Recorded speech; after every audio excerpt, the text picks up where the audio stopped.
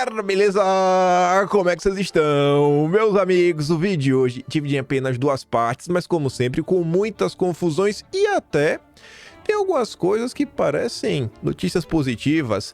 Não é que ontem o PGR Paulo Gonet pediu o arquivamento da investigação que apurava se Bolsonaro falsificou o cartãozinho, do negócio lá de tomar. E aí a Globo, diante disso, falou que esta decisão não veio num bom time. A frase correta é: o time não é bom. E por que não é? Até já adianto. Isso, o que vinha sendo apurado, vem da delação do Cid. Aí você vê, para a delação do Cid, ela é bem robusta, para acusação do golpe, mas para a questão do cartão não é tão boa assim.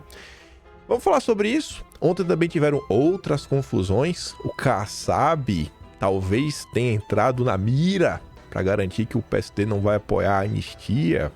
Vamos também falar sobre o cenário que vem se desenhando, os desejos do PT, o PT que é um julgamento longo. Parece aí que para tentar criar algumas cortinas de fumaça pro Lula, que segue derretendo.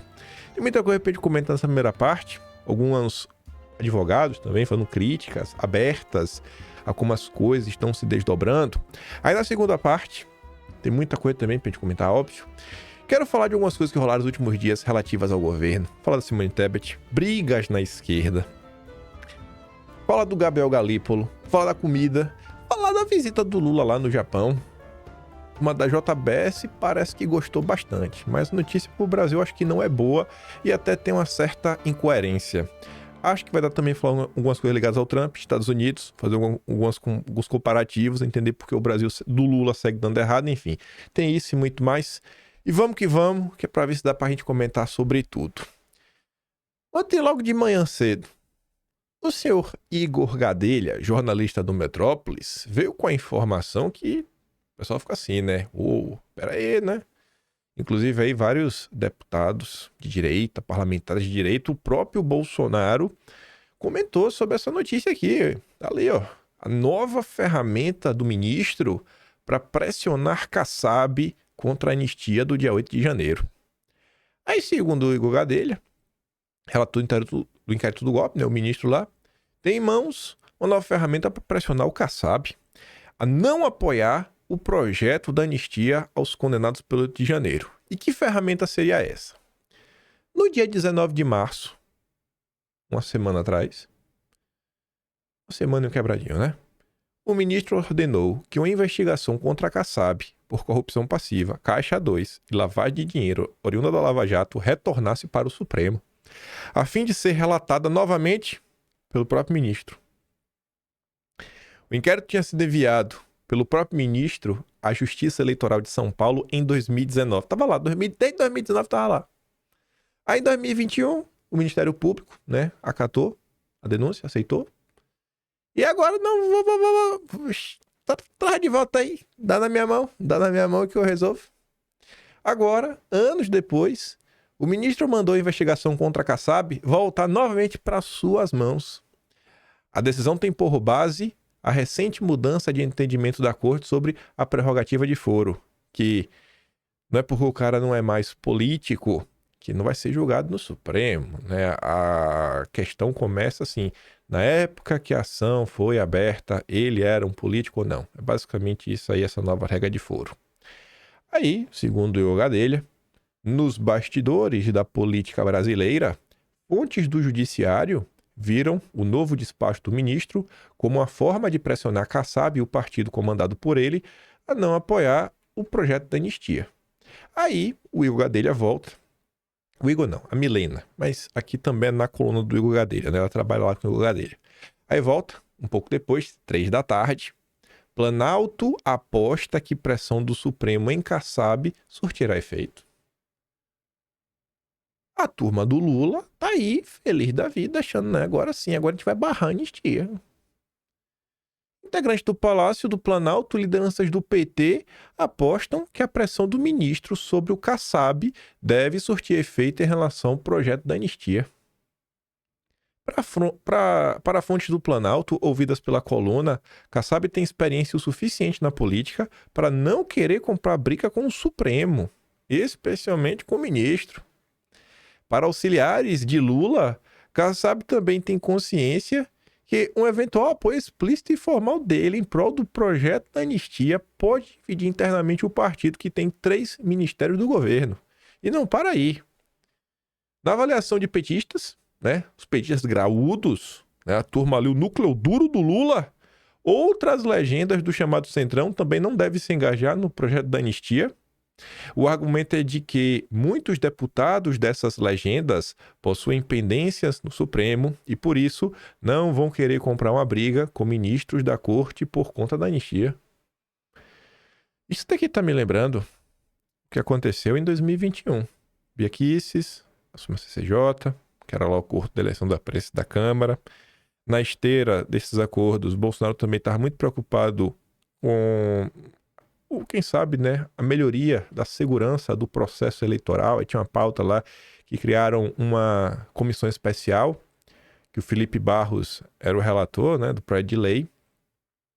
E aí, no meio dessa comissão especial, forças super iluminadas, ligadas ao Poder Judiciário, começaram a entrar em campo para falar aí com alguns políticos que determinadas pautas não eram boas para o Brasil. Quem viveu a época lembra do que eu estou comentando.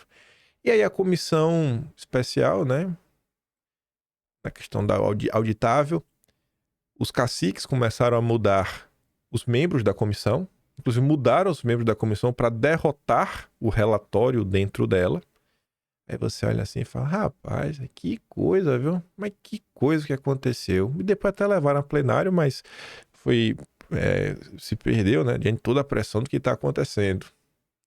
É o Brasil. Não dá para falar, né? Não dá para falar assim, estou surpreso. Porque já aconteceu algo similar em 2021. Quem viveu 2021 se lembra. Aí ontem a Globo News, na Central Globo News, é incrível a falta de humanidade desses jornalistas. Um líder me falou o seguinte: se passar esse projeto de lei da anistia, vira briga de rua. Briga de rua por quê? O que vai acontecer? A crise institucional vai ser sem precedentes. Por quê? Com base no que esse cara tá falando isso? Cada vez mais e mais pessoas no Brasil vendo que é um absurdo o que está acontecendo. A crise institucional, ela tá crescendo exatamente pela falta da anistia. A gente tem que avaliar se a manifestação em São Paulo vai ser grande. Se foi... deve ser se for, né? Ali foi. Se for pequena, relativamente como foi a do Rio, tudo bem. E se for maior? E se houver pressão popular em cima do Congresso? Diz o Merval Pereira. Esse é a turma da Globo. Eles não querem anistia de jeito nenhum. Não, não pode ter anistia não. Não, de jeito nenhum. Anistia é ruim.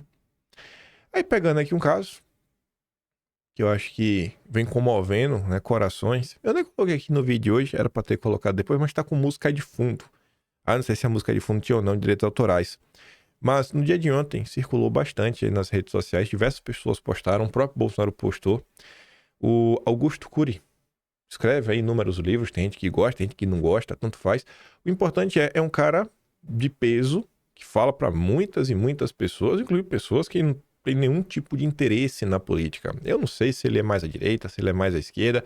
Eu nunca tinha visto ele fazer, assim, se pronunciar sobre coisas ligadas à política. E ele gravou um vídeo em torno de 2 minutos e quebrado, falando, olha, tô aqui pedindo de coração aberto, sabe, para os ministros do Supremo botarem a mão na consciência e começarem a refletir sobre o que vocês estão fazendo. O caos que vocês estão criando com essa falta de sensibilidade na hora de fazer uma dosimetria de penas. E ele faz lá um apelo. A turma da CNN já tinha levado lá o Walter Maerovitch para comentar sobre a questão da Débora. Não tinha comentado isso daqui, mas acho que sempre vale colocar de volta esse caso na mesa. Vamos aqui ouvi-lo. Particularmente nesse caso da mencionada cabeleireira Débora, estamos diante de uma lenda urbana ou o STF está errando? O Supremo Tribunal Federal está errando, atenção, errando e está regredindo a período anterior ao século XVIII, quando as penas e o direito penal se humanizou. Não é possível, repito, não é possível, primeiro, que haja uma adequação típica E depois dessa adequação típica, os ministros se esquecem de que a individualização representa uma outra coisa. Esse pessoal do 8 de janeiro, evidentemente que é um pessoal golpista, não há dúvida, e que se excedeu e se excedeu muito. Mas agora a pena não é vingança pública. Existe no direito penal moderno, atenção, no direito penal moderno, não estou nem falando do período de humanização, de Beccaria de 1764, não, existe no direito penal moderno algo que se chama política criminal. Não estou falando em política partidária, estou falando em política criminal dentro do Código Penal, que significa não deixar penas exageradas. Muitas vezes se faz a junção de crimes. Imagine, William, alguém ser condenado por invasão de domicílio e por ter furtado o domicílio. Então, há sempre uma junção.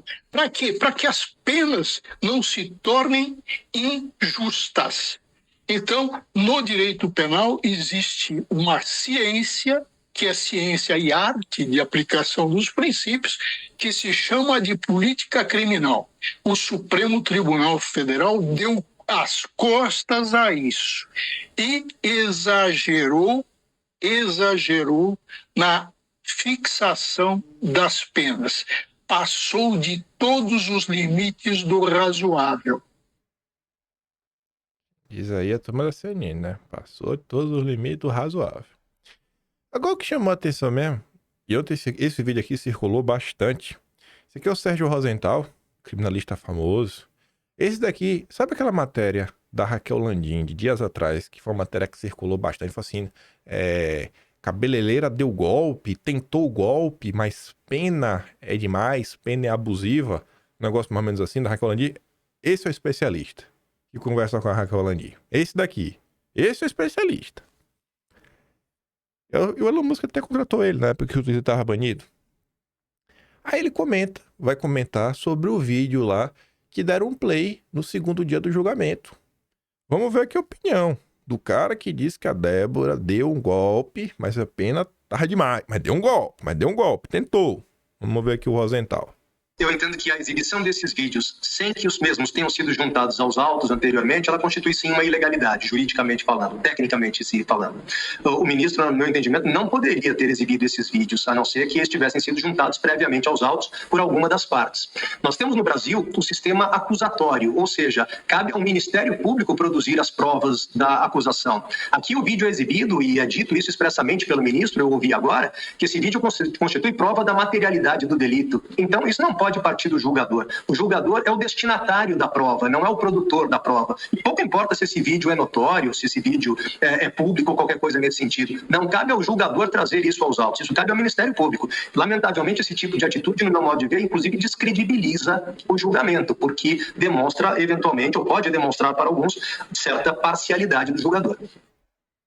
Veja que em questão de 2 dias, a quantidade de pessoas diferentes ao redor aí do Brasil, fora da bolha da direita, né? Pessoas que têm uma certa posição dentro do establishment brasileiro, comentando que não tá indo do jeito que deveria ir. Mas podia ser um pouquinho melhor, né? Enfim.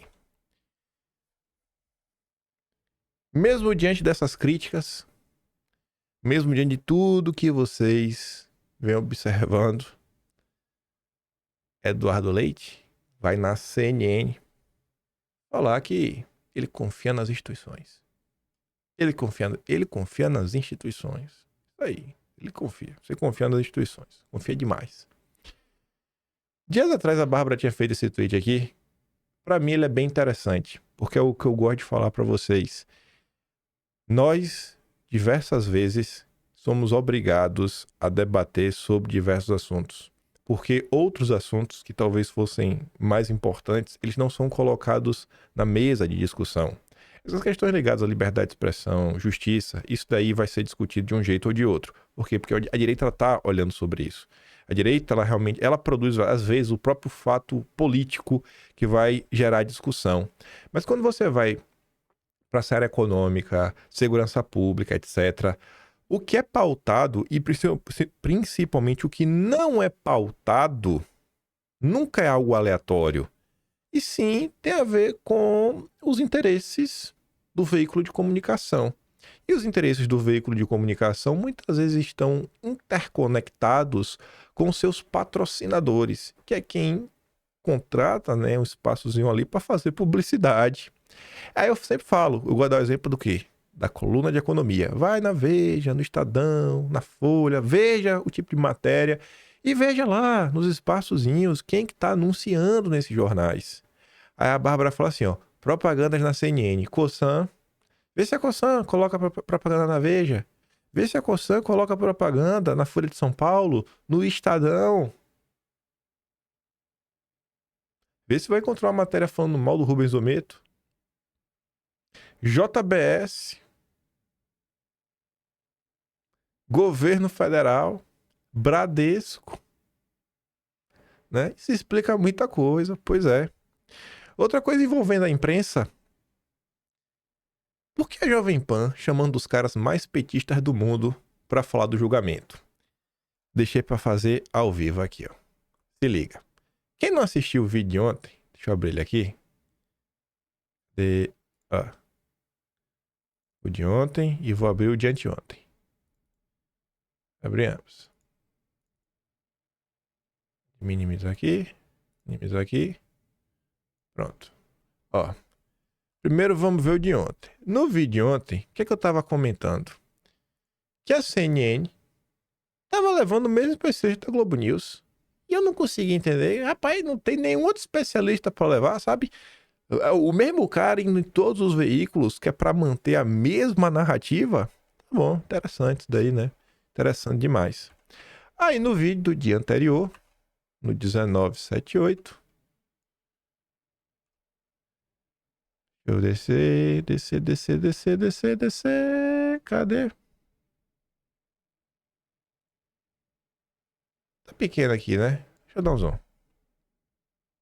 Olha essa carinha aqui, ó. Olha essa carinha de cansado. Com essa barba mal feita. O mesmo cara que a Jovem Pan tá levando. Sabe? Não é estranho isso?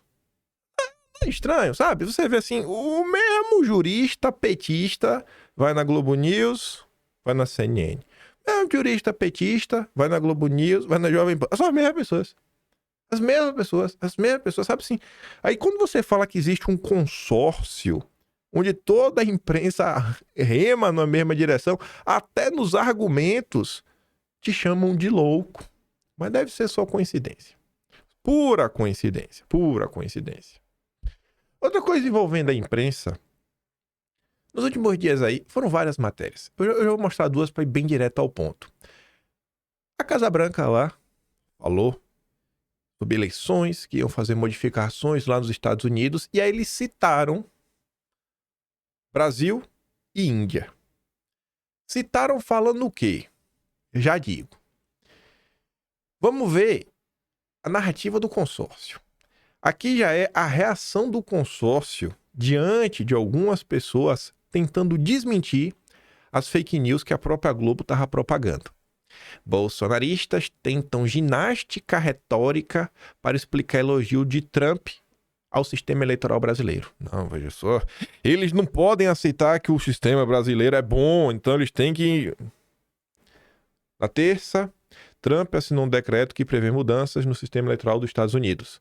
O documento cita o Brasil como um bom exemplo de segurança nas eleições por causa da aplicação da biometria. Ponto final. O Eduardo Bolsonaro fala, irmão, não há ginástica. A ordem executiva do Trump recomenda não usar nada eletrônico, deixando apenas voto em papel e garantir um sistema de identificação pessoal confiável. Ou seja, o exemplo do Brasil é referente à exigência de documento de identidade válido. Só e somente só isso. É só e somente só a questão da biometria. O único portal que eu não acho que pode chamar de direita, por mais que ele tenha um posicionamento hoje mais à direita, que deu a notícia como deveria ter sido dada, ou talvez mais do que dar a notícia, né? Dar aquela cutucadinha básica, foi o Poder 360. Olha, ó. Trump não defendeu eleições e urnas do Brasil, como dito por aquele que não se fala o nome. Entenda, Trump assinou na terça um decreto que altera as regras eleitorais dos Estados Unidos. No entanto, não há defesa da lisura das eleições ou das urnas eletrônicas brasileiras, como citado por você sabe quem. O Brasil é mencionado como um país que consegue identificar os eleitores por meio de um banco de dados biométricos. Mas o Eduardo Leite te garante que ele confia nas instituições.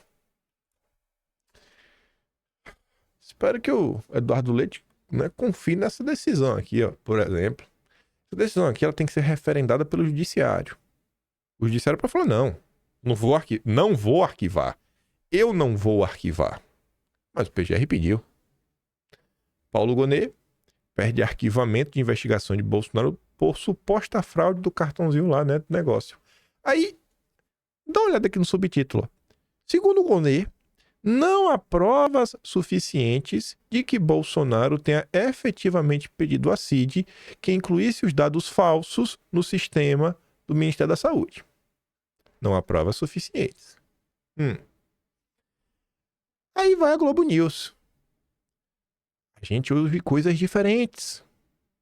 Que Paulo Gonet fez isso para tentar dar uma no cravo e uma na ferradura, mostrar ponderação.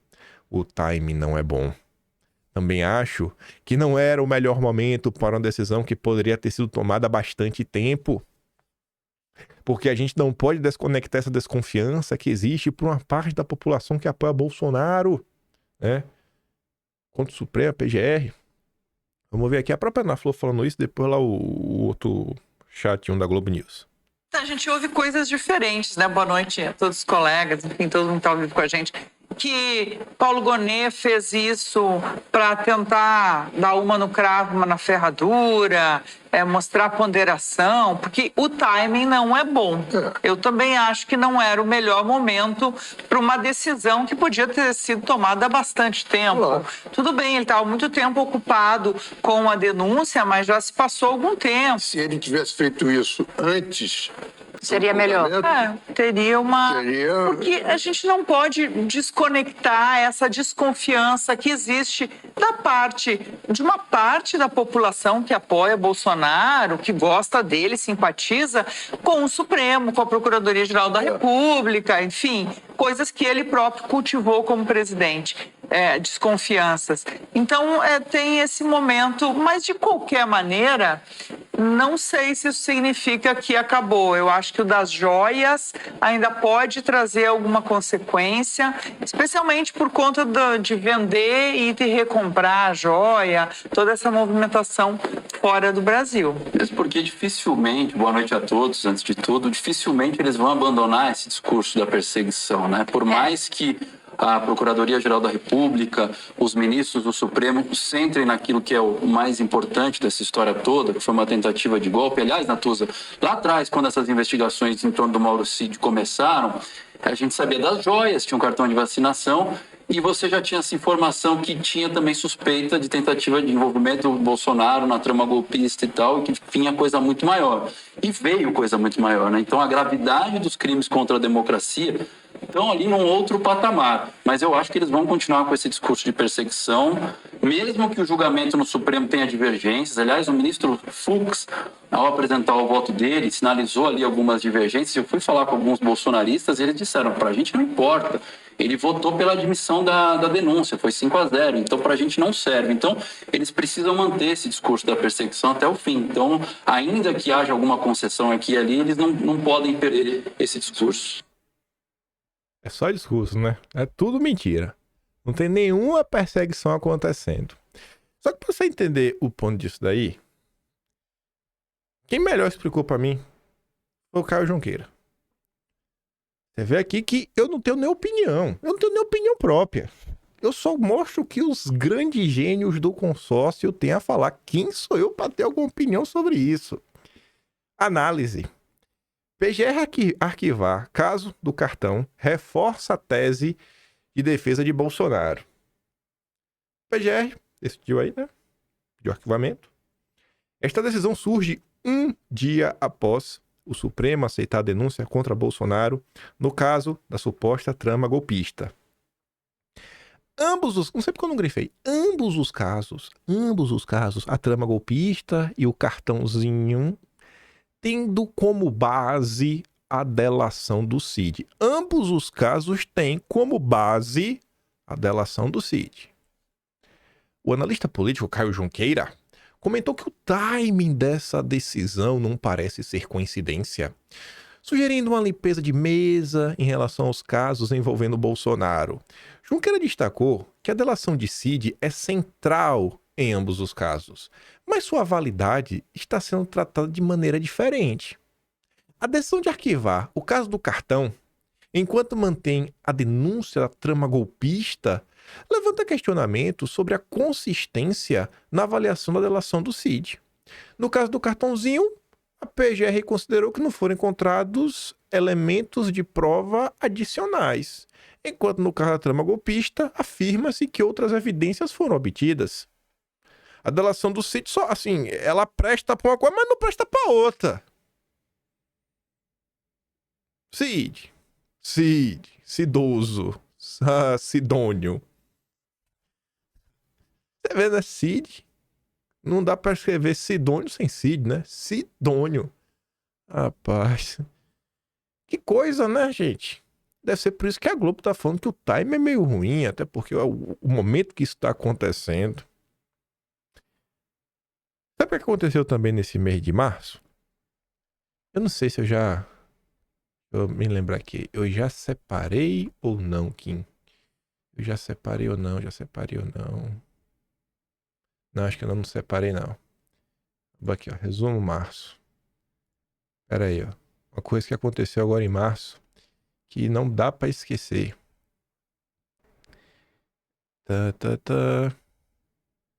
Cadê? Porque tem tudo a ver com essa questão do cartão. Não, esse aqui não. Acho que saiu na Veja. Deixa eu ver, meu Deus. Não, esse aqui não. É metade do pause, né?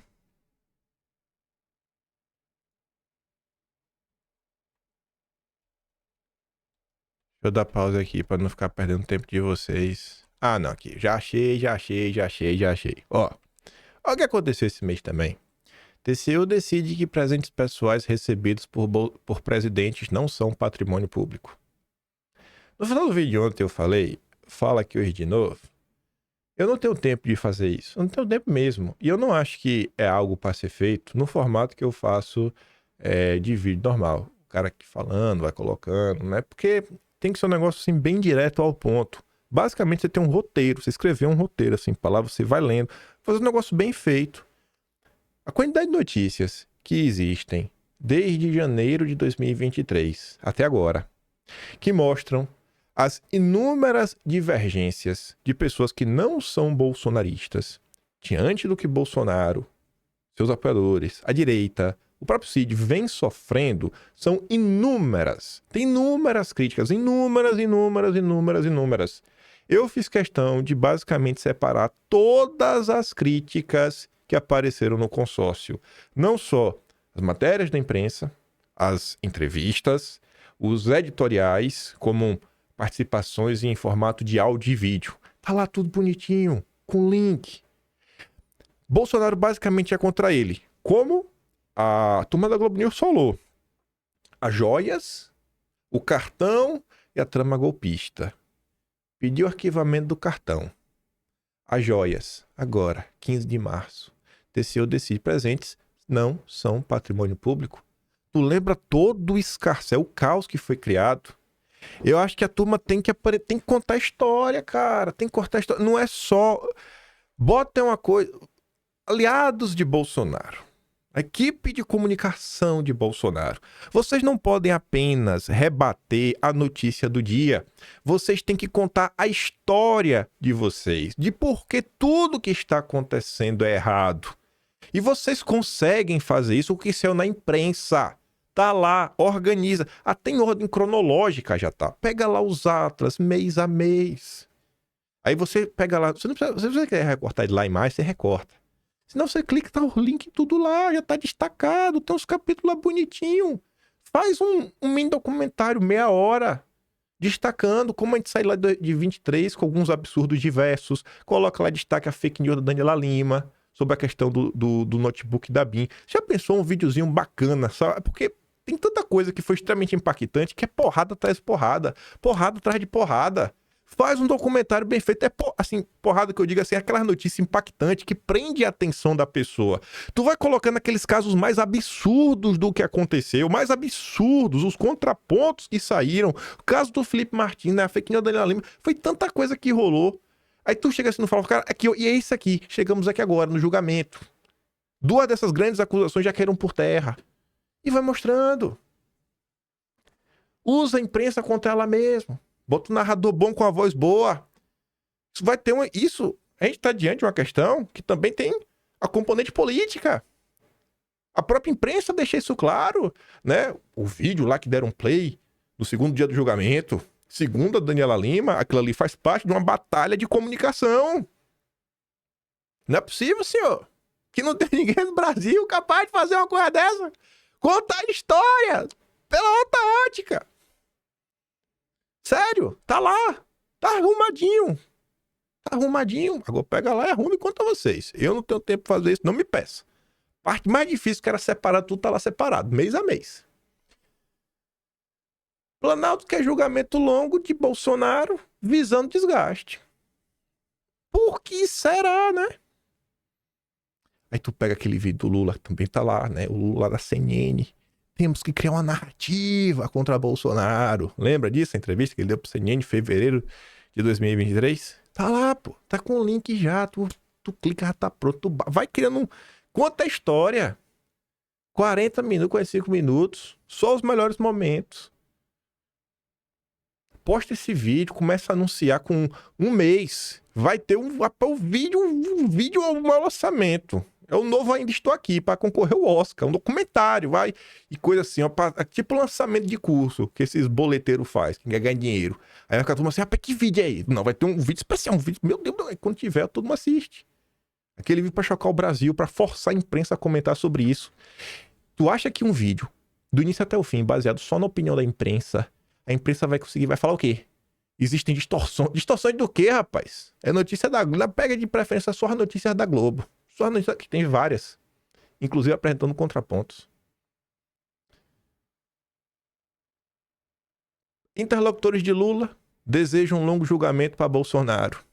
Na avaliação do Planalto, quanto mais o processo demorar, menos Bolsonaro terá o controle sobre a pauta do debate público no ano pré-eleitoral. É muita cara de... Como é que isso aqui vira notícia? Assim, é uma normalidade. É assim... O julgamento... Mas no final do dia é um julgamento técnico, né? Não é um julgamento político. É um julgamento técnico. Petistas próximos a Lula acreditam que a análise da denúncia do PGR já surtiu efeito em colocar Bolsonaro contra a parede, numa perspectiva de comunicação. A conta dos aliados ao presidente Lula é que, com o processo instaurado, as fases da ação penal darão ao governo uma sequência de oportunidades para desgastar Bolsonaro. É mole isso. Aí você entende porque o Lula quer desgastar Bolsonaro. Por quê? Por quê, Kim? Porque, segundo a Veja, Bolsonaro ainda supera Lula em pesquisas eleitorais, mesmo inelegível. Mesmo inelegível, então tem que derreter, tem que destruir esse cara, pô. Ele vence o Lula mesmo inelegível. Após dar 72% dos votos a Lula, Bahia desaprova o trabalho do petista. Isso é de agora. Lula teve 72% dos votos no quarto maior colégio eleitoral do país. Só que agora apenas 44% aprova o Lula. 72% votaram nele, mas aprovar só 44%. 52,6% dos baianos desaprovam o trabalho. Quando questionados como avaliam o governo Lula, 30% ótimo, bom, 44% ruim ou péssimo. Isso daqui não é um cenário de um Lula, né, o rei do Nordeste. Não é. Por isso que quer tanto desgastar Bolsonaro. Bolsonaro mantém base popular apesar de decisão do Supremo. Tem que derreter, né? Tem que derreter para ver se consegue tirar a base popular. Aí volta a Globo News. Estava conversando com um aliado do Tarcísio, justamente falando para ele. O Tarcísio não quer ser candidato, está dizendo que vai tentar o governo de São Paulo mais uma vez, mas a pressão de empresários, dos bancos, da Faria Lima, de partidos de centro, para que ele se disponha a ser candidato. Aí o aliado do Tarcísio falou, o empresário pode até votar no Tarcísio, mas quero ver convencer o funcionário do empresário a votar nele, porque ele não tem voto. Quem tem voto no Brasil são duas pessoas, Lula e Bolsonaro. O aliado do Tarcísio tem um pé no chão, né? E você vê que o jornalista realmente vive nas nuvens. Os bancos, você vê que essa turma... E aqui, para mim, o diagnóstico não é o Tarcísio a discussão. Você vai entender onde eu quero chegar. Olha que sequência. A Globo falando sobre isso. A gente viu dias atrás a Veja. Procura depois dar uma olhada as relações da Veja. Quem está por trás da Veja com o mercado financeiro. Colocando lá a capa, né? O plano T. Tarcísio vira equilibrista entre bolsonarismo e bom senso. E é orientado a jogar parado por 2026. E quem é que diz que o oposto ao bolsonarismo é o bom senso? Quem que classifica isso? Aí tá ali, né? A manifestação do Tarcísio é uma das mais esperadas no ambiente político. Fato é que, embora Tarcísio seja por hora o único presidencial da direita com potencial para derrotar o Lula na corrida ao Planalto em 26, de acordo com as pesquisas, então já teve pesquisa mostrando que até o Ratinho Júnior ganha agora, né? O próprio Bolsonaro vence. A Michelle Bolsonaro também vence. Mas o Estadão quer empurrar o Tarcísio, tá bom. Ele também depende do voto dos apoiadores de Bolsonaro para alcançar tal resultado. O voto dos apoiadores de Bolsonaro, quem tem voto é Bolsonaro. Aí vem a matéria da Bela Megali. Climão entre Tarcísio e ministro do Supremo, incluindo você sabe quem. E o climão foi porque o Tarcísio apoiou o Bolsonaro. Apoiou o Bolsonaro. Essas três coisas não são para falar do Tarcísio. Comentário da Globo News, comentário do Estadão e esse comentário aqui da Globo. A questão é, quando você junta essas três coisas, o meu diagnóstico, essa turma já ponderou, já meio que passou o recibo, que a tendência do país é marchar para a direita. E dos nomes disponíveis que estão na mesa, é melhor eles tentarem trazer alguém que tenha uma cabeça, né, que, sei lá, tem algumas políticas que na visão deles não são tão extremistas como de Bolsonaro. Sabe? Imagina, você coloca o Eduardo Bolsonaro. E Bolsonaro colocar, não, vou colocar o Eduardo como meu candidato. Gente, não é eleição. Vamos supor, Bolsonaro apoiando Eduardo, a esquerda com Lula, aí vem os cavalos paraguaios, né, que não vai até o segundo round. Aí tá lá, Eduardo Leite, Romeu Zema, Caiado. Eduardo Bolsonaro tá no segundo turno. Aí vai ser Lula versus Eduardo Bolsonaro. Aí o Eduardo Bolsonaro vence. Não é bom.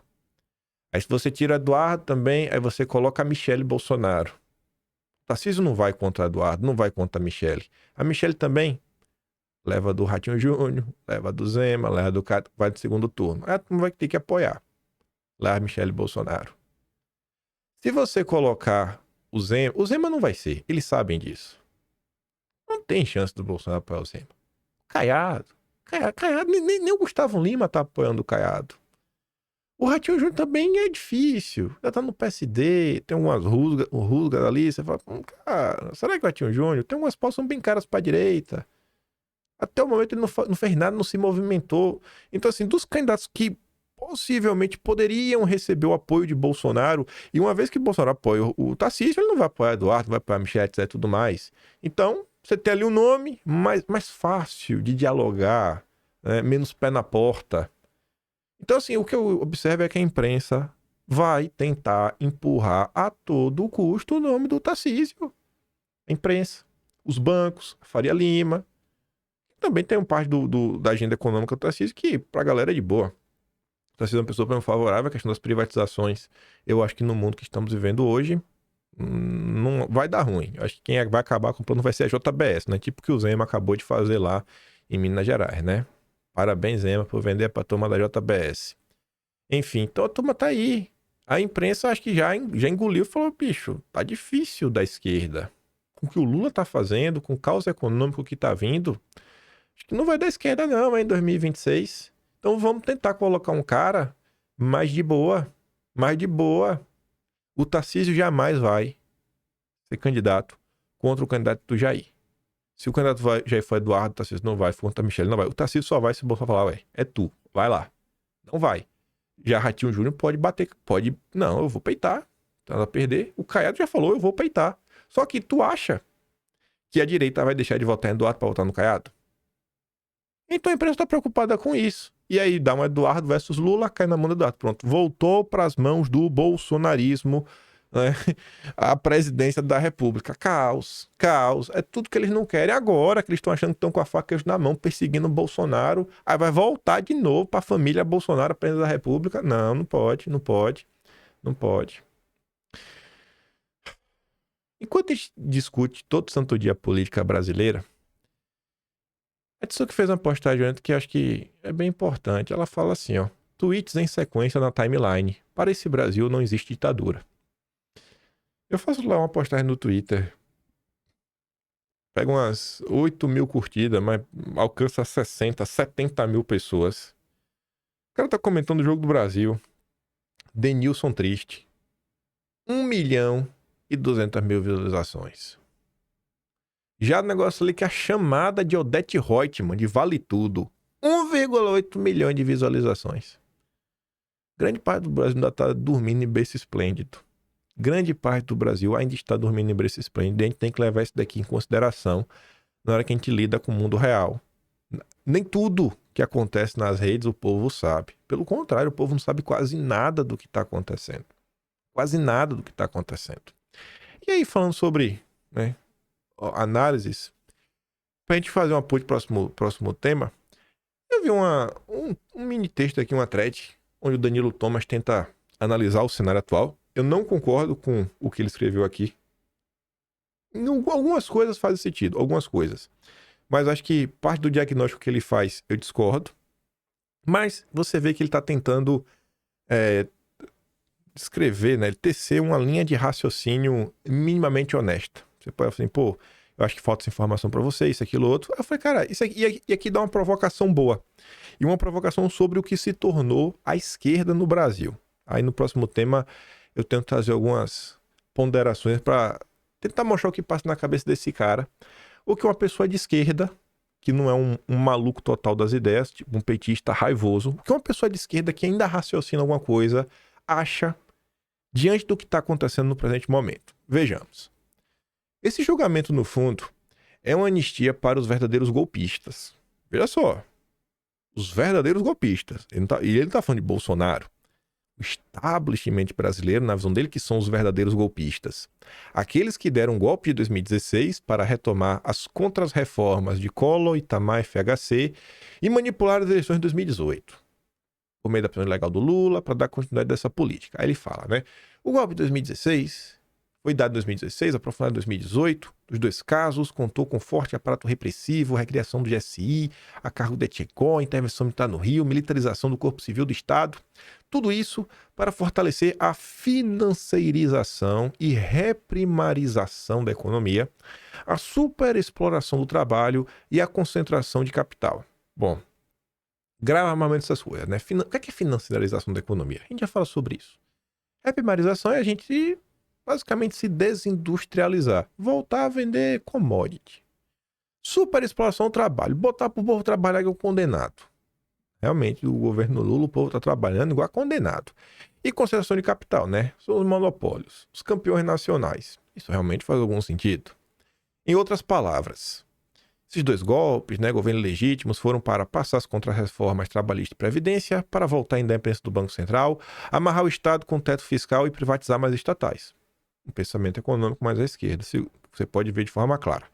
Aí ele continua falando o seguinte: espanta que gente crescida, mas isso é fruto do fracasso da nossa despolitizada redemocratização, não entenda que um golpe de Estado e um governo autoritário atendem a interesses econômicos. Esse julgamento é uma farsa, mas não no sentido que falam os bolsonaristas. Ele nada mais é do que uma disputa paroquial entre 2 setores da direita: o establishment liberal financeiro e o bolsonarismo. Então você vê que ele consegue já que a direita não é uma coisa só. E ele vai chamar o que a direita, sei lá, classifica como o sistema, o establishment, às vezes pode ser setores da esquerda, na cabeça da direita, para ele seria o establishment liberal financeiro, no qual o primeiro mostra ao segundo quem de fato manda. Enquanto isso, a esquerda liberal faz esse papel ridículo de vender uma jornada de calvário em redenção, sendo que a realidade é material e dialética e que ela não manda em nada, não tem poder nenhum para além de alguns votos, alguns.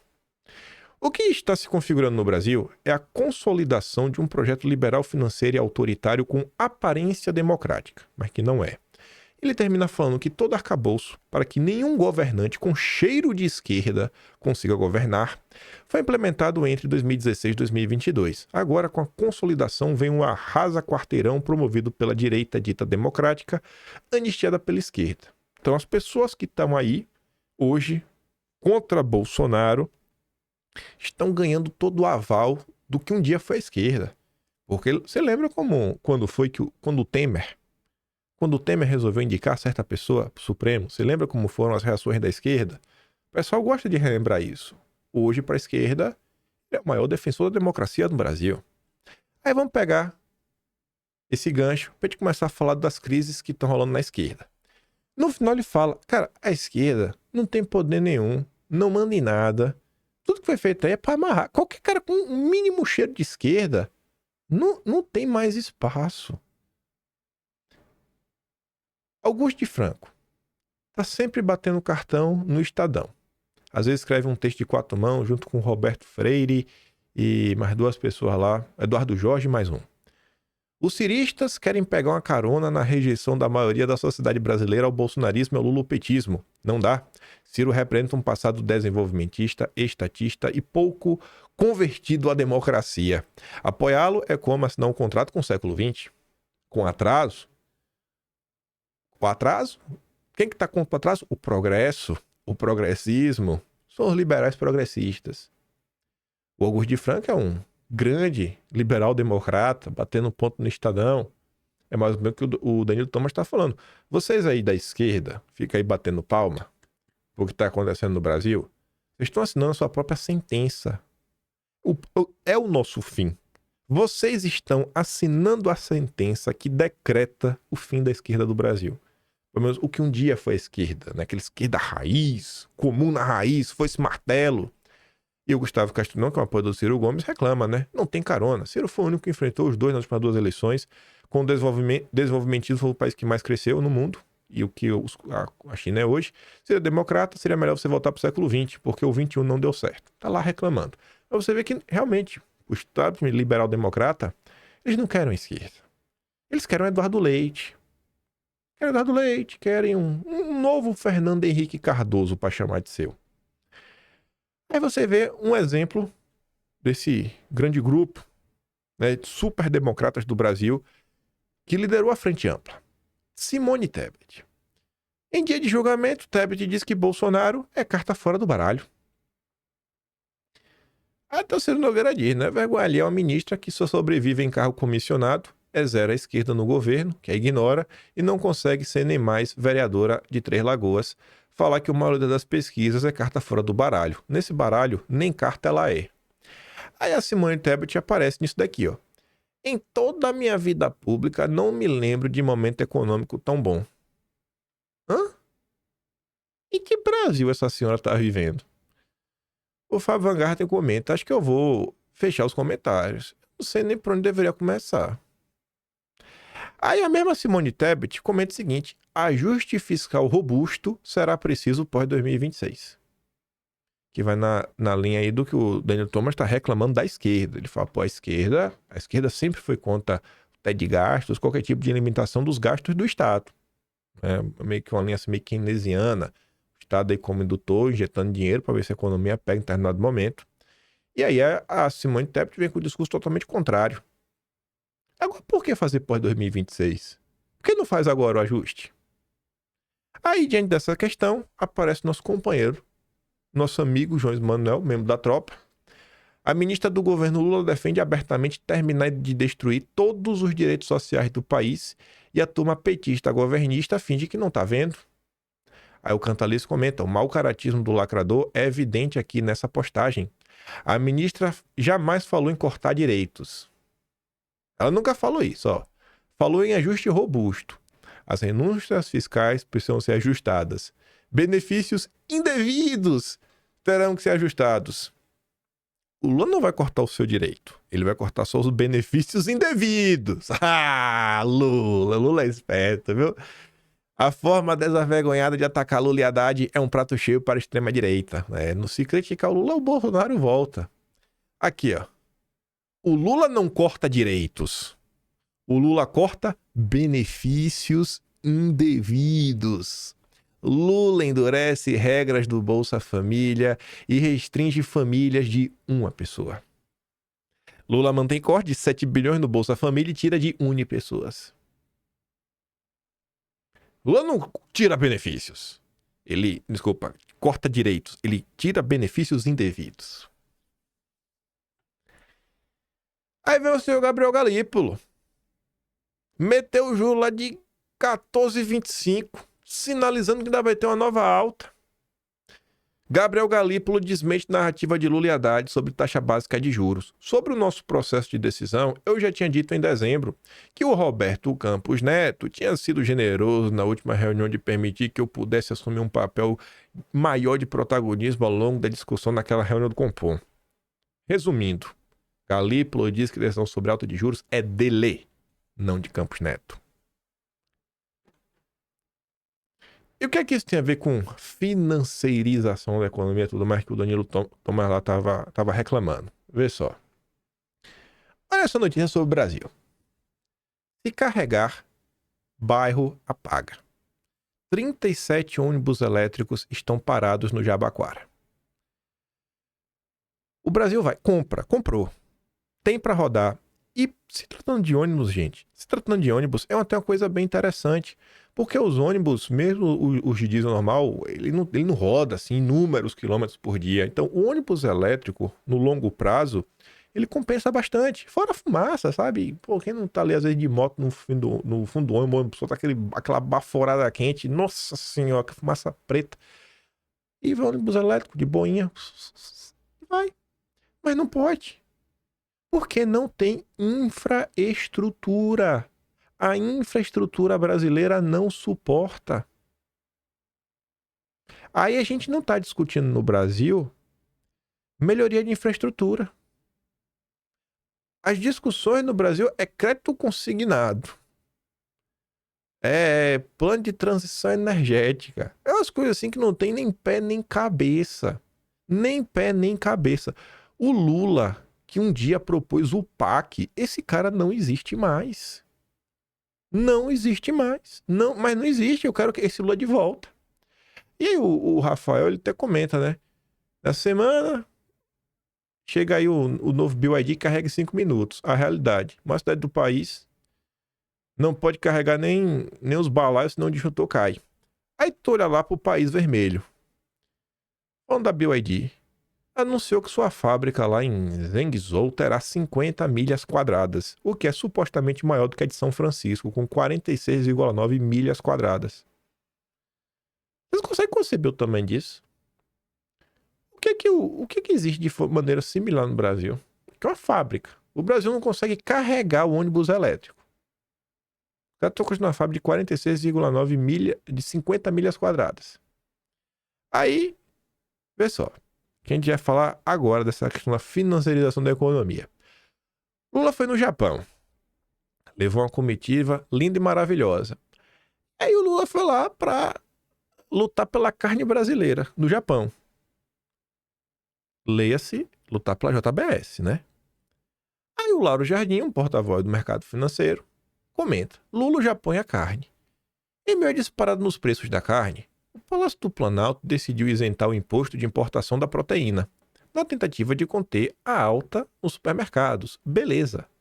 Mas no mesmo momento, o Lula, que quer baratear a carne que vem de fora para ver se entra mais carne no Brasil e aumenta a oferta, né, para, sei lá, ver se os preços caem. Nesse mesmo momento, Lula desembarca no Japão com o objetivo de abrir o mercado japonês para a carne brasileira. Um banqueiro da Faria Lima surpreendeu-se. A pergunta que fica é: se o preço dentro do Brasil já está alto por conta da demanda e da oferta apertada, como incentivar ainda mais a exportação pode ajudar o consumidor brasileiro? É mais carne saindo do Brasil para atender a novos mercados, pressionando ainda mais os preços no Brasil. O que está passando na cabeça do Lula? A propósito, setores da própria base do governo tentam emplacar projetos para proibir a exportação de carne durante períodos de alta nos preços. Ou seja, ao mesmo tempo que o executivo incentiva as exportações, o legislativo tenta barrá-las. Aí você vê, né? Quem que estava lá com o Lula, no Japão, diversas empresas, entre elas a Raizen, né? Que é do Meto também, da Cosan aí, Vale, BRF e a JBS. Tava lá. Aí tu vê o Lula, ele tá criticando o protecionismo do Trump, né? Não queremos mais muros. Beleza, o Lula não quer mais muro. Aí saiu a notícia essa semana. Trump anuncia tarifa de até 25% para veículos não produzidos nos Estados Unidos. Aí o Tony Volpon, que já foi diretor do Banco Central, comenta: a tarifa de importações de carros no Brasil é de 35%. Assim, como é que Lula quer reclamar do protecionismo de Trump? O protecionismo de Trump é 25%. O liberalismo de Lula é 35%. Oh, tá aqui, nem é 35%. Cadê Lula? Lula derruba o muro, 35% de imposto. Trump levanta o muro, é 25%. E aí, você prefere qual dos dois? O de 25% ou o de 35%? É uma cara de pau sem igual. Esse é o governo Lula. Enquanto o Trump tá cortando dinheiro dessa turminha verde, ó, vai ter corte que vai, querendo não, pegar no NOAA, demissões da NASA, incluindo cientistas do IPCC, 10 regulamentações ambientais, que é para desburocratizar, botar para coisa andar nos Estados Unidos. No Brasil de Lula, diversidade não é uma moda, é uma agenda de negócios. A Bolsa de Valores está preocupada com diversidade. Quando foi a última vez que a gente viu a notícia da Bolsa de Valores falando sobre, sei lá, conseguir que as médias empresas tenham acesso ao capital, um capital mais barato, fazer um IPO, né? O cara tem lá uma empresa média, já tem uns 600 funcionários, ele quer listar essa empresa na bolsa. E quem sabe essa empresa se expandir, ganhar novas fábricas, né? Novas unidades pelo Brasil. Mas não se discute isso na Bolsa de Valores, só se discute SG, ou ASG, né? Que é o SG abrasileirado, você troca o E pela letra A, o A de ambiental, que é o E de environment em inglês. A Renato comenta, né? A B3 já foi uma bolsa de valores, agora é um comitê de diversidade. O mercado de capitais é um laboratório do SG, onde a regra é agradar burocratas, não gerar valor. Ministério Público Federal diz que projeto de crédito de carbono pressiona ribeirinhos por aval em troca de poço e internet no Amazonas. Cadê, pô, o apoio aí, os ribeirinhos? O mercado de crédito de carbono criou um novo tipo de grilagem, legalizada e financiada por fundos internacionais. O esquema é simples. Territórios inteiros são negociados por frações insignificantes seu valor real sob o pretexto de sustentabilidade. Ribeirinhos são pressionados a assinar contratos que trocam autonomia territorial por migalhas, enquanto fundos bilionários transformam essas terras em ativos especulativos. No fim, a economia verde nada mais é do que um sistema sofisticado de extorsão, no qual terras e recursos estratégicos são capturados sob o verniz da virtude ambiental. Aí, para terminar, enquanto o Trump está cortando tudo lá, a Embrapa, que um dia se dedicou a conseguir fazer melhoramento genético para transformar o Cerrado, uma área improdutiva, no motor do agronegócio brasileiro, hoje o Embrapa está calculando o valor da emissão de carbono. Enquanto país como a Comunidade desenvolve um dos maiores planos de segurança alimentar do mundo, o Brasil, que é considerado o celeiro do mundo, brinca de agradar burocratas e uma elite dominante que odeia a gente e despreza o desenvolvimento. Então deixa aqui por hora. Aí deixa eu te contar uma coisa, pra você entender. Tem um termo que se usa muito, que é o quê? Está financeirizando a economia. Tentar colocar no linguagem simples. Não sou um cara muito inteligente nessa área, mas acho que você vai compreender. O mundo lá atrás, do século XX, o mundo do atraso, o cara ganhava um dinheiro, normalmente ofertando algum tipo de serviço. Você ganha dinheiro quando você oferta algum tipo de serviço. A tal financeirização é você começar a ganhar dinheiro sem oferecer um serviço ou um produto. Você está ganhando dinheiro porque está ganhando dinheiro. Porque você, por exemplo, comprou títulos da dívida. Você comprou papéis na bolsa de valores que a empresa valorizou. Só que quando você segue por esse caminho e você começa a ampliar esse tipo de negociações dentro de um país, você no final do dia vai estar fortalecendo quem já tem dinheiro. Quem já tem dinheiro. Um país com a taxa de juros a 14,25 como está agora, não vale a pena investir. Gente, o que você tem que pensar é o seguinte: se você tem muito dinheiro, você resolve fazer uma fábrica de sapatos. Na melhor das hipóteses, você vai vender 7 bilhões de sapatos. Porque tem 7 bilhões de pessoas no mundo. Se você tiver... não adianta você conseguir fazer 30 bilhões de sapatos, porque o cara não vai comprar 3 sapatos iguais. Você tá entendendo o que eu tô falando? Ou sei lá, se você só vende para o Brasil, existe algum limite. Então, assim, tem um limite de até onde vale a pena investir. E aí, quando o cara fica muito rico, ele já tá ali no limite da demanda. Ele fala, pô, eu posso aumentar a oferta, mas se eu aumentar a oferta da minha fábrica, eu tenho espaço para construir uma nova linha de produção, contratar mais pessoas, mas hoje não faz sentido.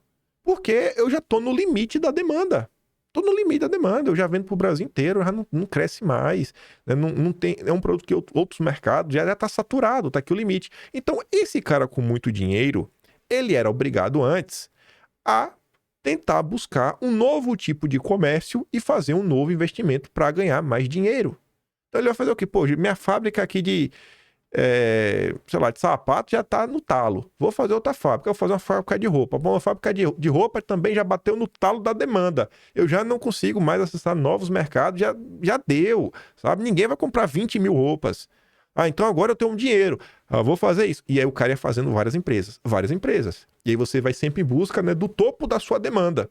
Tentando ter cada vez mais mercado. Óbvio que você vai ter setores que dificilmente você vai conseguir ter quantidade que tá sobrando demais. Você pega, sei lá, o setor de energia, petróleo, sempre o pessoal tá comprando. E você tem gigantes no setor de petróleo. Então, no passado, quando sobrava dinheiro, o cara era obrigado ou a reinvestir na própria indústria ou criar novas coisas e realmente tirar do papel. Só que hoje você vive num mundo que você não precisa tomar risco, você não precisa fazer nada, você tem R$1 milhão, você vai lá e coloca. Compra o título da dívida, 14%, sentado no sofá. Numa certeza. Não é como era no passado, você pega R$1 milhão, você compra o terreno, paga o pedreiro, tem dor de cabeça, para construir, e para quem sabe dá certo, aí tem aquele tempo, até coisa realmente pegar tração. Não, tu já botou 14%, tá lá, sentado em casa. E é um negócio que não tem limite, porque a dívida brasileira já tá na casa de trilhão. Então, se o cara tiver 200 milhões, beleza, vai lá. Mas com 200 milhões, se não é um cara que quer pensar muito grande, se não é um cara que quer ter muita... como é que eu posso falar? Não quer ter muita dor de cabeça, ele mora, sei lá, em Feira de Santana, na minha cidade, ele com esses 200 milhões talvez chega no ponto que já saturou, que o tempo de vida que ele tem para se, sabe, depender dos negócios, ele não quer contratar 1.000 pessoas, ele vai ter um mercadinho, ele vai ter uma loja disso, e cara, que não tem mais o que fazer aqui, já meio que, sabe? Mas o dinheiro tá sobrando, ele vai lá e bota no banco. Então, para quem já tem muito dinheiro, A única forma de continuar ganhando dinheiro é se continuar se reinvestindo e dar trabalho. Mas com essa financiarização, você tem um caminho que você coloca todo o dinheiro ali. E quem tem muito dinheiro vai ganhar muito mais dinheiro. Tente pegar 200 milhões e tirar 14% disso daí no ano. Fazendo algum tipo de investimento, abrindo alguma indústria, abrindo alguma fábrica. Qual é o sentido que tem hoje de você, sei lá, comprar um apartamento às vezes? Você vê que a gente chegou no ponto que as pessoas discutem se vale a pena comprar um apartamento. Você pega uma cidade grande, São Paulo, Rio de Janeiro, tem apartamento já de 2 quartos, muito mais de 1 milhão. Mas na área de classe média deve estar custando 1 milhão. Aí aquele cara que estudou direito, se deu bem, estudou medicina, se deu bem, vai comprar apartamento de 1 milhão, tem que dar 200, 300 mil de entrada. Se o cara já tem 200 mil, quanto é que não rende esses 200 mil se for aplicado? Vale a pena dar entrada? Aí tu vai dar entrada para começar a pagar quanto?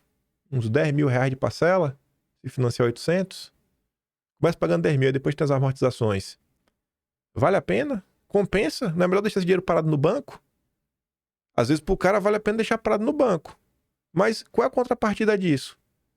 O apartamento não vende. Se o apartamento não vende, para que as construtoras vão continuar fazendo? Tá todo mundo de boa querendo ficar no aluguel. Se não vende, não tem para que ter pedreiro. Então a economia começa a desacelerar. Porque é uma taxa de juros que não vale a pena. E é exatamente o que o PT quer fazer. Porque a ideia deles é, através dessa taxa de juros, colocar o país num contracionismo para a economia desaquecer e tentar baixar os preços através da taxa de juros. Mas com isso você está destruindo a economia. Você não vai para lugar nenhum. Então, assim, o Danilo Tomi tá todo errado quando ele fala que ele tá dando um golpe no Brasil para no final do dia você enricar quem já tá muito rico, você manter a taxa de juros lá em cima. Lá na frente, se esse cara que tem muito dinheiro e o Brasil meio que voltar pro eixo, vai estar todo mundo tão quebrado que com o dinheiro que ele ganhou, ele pode sair comprando tudo que ele quiser.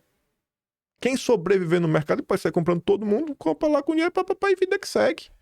Mas quem que quer ser empresário no Brasil hoje, no cenário atual? Aí você vai comprar um apartamento. Uma coisa que as pessoas não pensam é que, além do imposto que você paga no Brasil, tem a taxa do banco. Tudo tem a taxa do banco. Porque qualquer coisa que você compra, por exemplo, uma pessoa no ano vai ganhar... Se a pessoa ganha 5 mil reais por mês, no ano ela vai ganhar 65, né? Tem um 13º, mais um terço de férias. Vamos botar... Óbvio que tem as deduções. Quem ganha 5 mil não é 5 mil. Vamos botar 5 mil líquido. 5 mil líquido, né? 13 parcelas, 65 mil. É 65 mil de um jeito ou de outro. Se ela tá comprando um carro e ela tá financiando, além de pagar o carro, tem um dinheiro que tá indo pro banco no final do dia, que é o juro. Se ela financiar, tá indo pro banco. Compra a casa, tem um dinheiro que vai pro banco. Então você vê assim, nas transações que são feitas diariamente, tem uma parcela que vai pro Estado, que tá deficitário, não consegue produzir quase nada, porque não tem investimento na era Lula, e uma parte desse dinheiro volta pros bancos, através dos financiamentos diversos que tem por aí. Então assim, como é que o Brasil vai chegar a algum lugar? Se a cada 65 mil reais que o cara ganha, metade disso vai para imposto. E do que sobra, a grande parte vai no banco na hora que ele compra uma casa ou compra um carro. O valor real que vai para a mão do empresário que produziu o carro, o valor real que vai para a mão do produtor rural, o produtor rural fazer uma coisa, pega lá crédito, SAF, isso, taxa exorbitante também. Mesmo com o plano SAF tá muito alto, para quem que vai? Vai para o banco. Então, o banco tá sempre mordendo. No Brasil, é uma coisa pornográfica o que está acontecendo. E a normalidade, 14% de juro. No vídeo completo aqui, ó, do Gabriel Galípolo, eu vou até dar play, ele tá falando, não, porque tem gente que reclama, porque quando você compara o Brasil com seus pares, os países que estão numa situação similar, a taxa de juro não tá não tá tão agressiva como tá no Brasil. O cara reconhece isso, mas pro povo tá de boa. Não, tem que meter mais juro, tá pouco. Vai lá, Galípolo. A sua pergunta sobre o nosso processo de decisão, assim, eu já tinha dito no último, na época, RI, literalmente, a partir de agora todos são RPM, então foi o último RI, literalmente. Eu já tinha dito em dezembro que o Roberto tinha sido generoso de já na última reunião permitir que eu pudesse assumir um papel maior de protagonismo ao longo da discussão daquela reunião do Copom. Para além disso, todos os diretores têm autonomia e em todos os meus votos e todos os votos dos diretores está lá expresso o que é a consciência e a visão de cada um dos diretores. As decisões têm sido unânimes já há algum tempo e não cabe a mim, obviamente, fazer comentários sobre qualquer tipo de comentário do presidente da República ou do ministro, mas como eu entendo o comentário que está vindo por parte tanto do presidente, do ministro, de outras pessoas sobre o tema do cavalo de pau, eu acho que independente de com quem você dialogue, existe aqui no Brasil um diagnóstico já de algum tempo que há um estranhamento, vamos dizer assim, com o fato de que a gente convive muitas vezes com taxas de juros relativamente elevadas quando comparado com os pares, e ainda assim a gente vê um nível de atividade econômica mais dinâmico. É o caso que nós estamos vencendo agora, né? É super comum, quando eu viajo, ser perguntado pelos meus pares de Banco Central de... Porque o brasileiro, mesmo com a taxa de juros, o brasileiro é um povo trabalhador, sabe? Que tem uma dinâmica. Assim, mesmo com a taxa de juros, o povo ainda tá fazendo negócio, ainda tá comprando, ainda tá financiando, ainda tá, sabe, fazendo, tirando coisa do papel. Acho que é o brasileiro. Acho que tá na genética do brasileiro. Mas o cara confirma, o pessoal, meu Deus, mas como é que pode? A taxa de juros de vocês é absurda. É absurdo o que tá acontecendo no Brasil. Então, assim, o Brasil do Lula...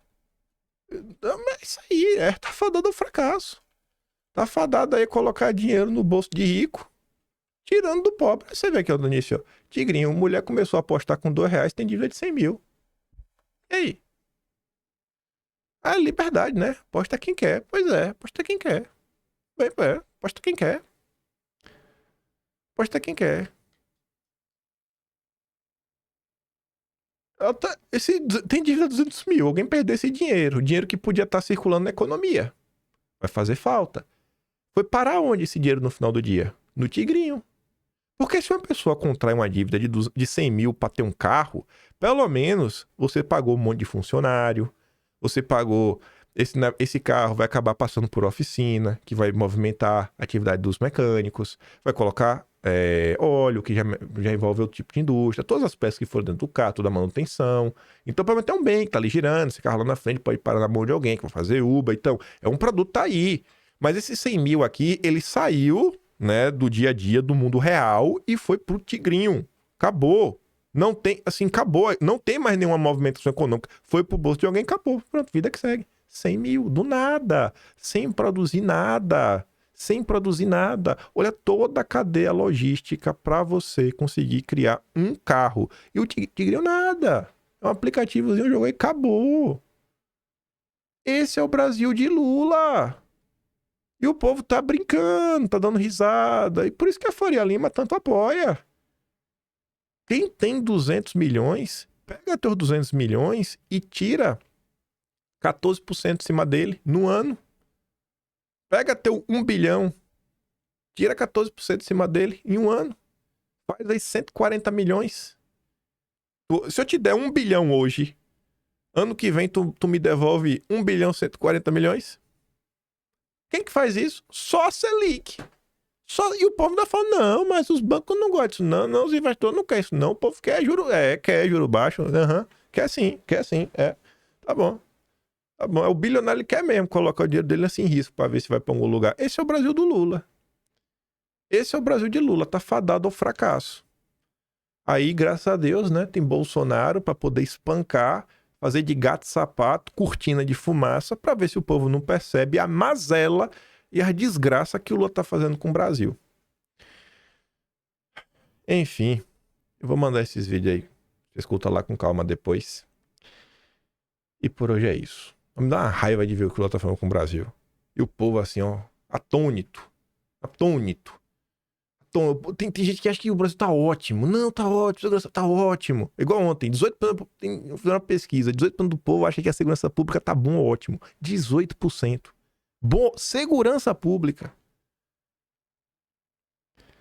Se gosta do meu trabalhinho, quiser ajudar um pouco mais, pode se tornar membro do canal, tem um botão de valeu, tem um Pay na inscrição e tem o Atlas Brasileiro, kimpaí.com, sem BR. Tá lá, História do Brasil contada. Já tem 25 edições, a 26ª vai ao ar dia 15 de abril. O Atlas de fevereiro. Vejo vocês amanhã, aquele grande beijo e abraço, tamo juntos, valeu meus amigos, fui!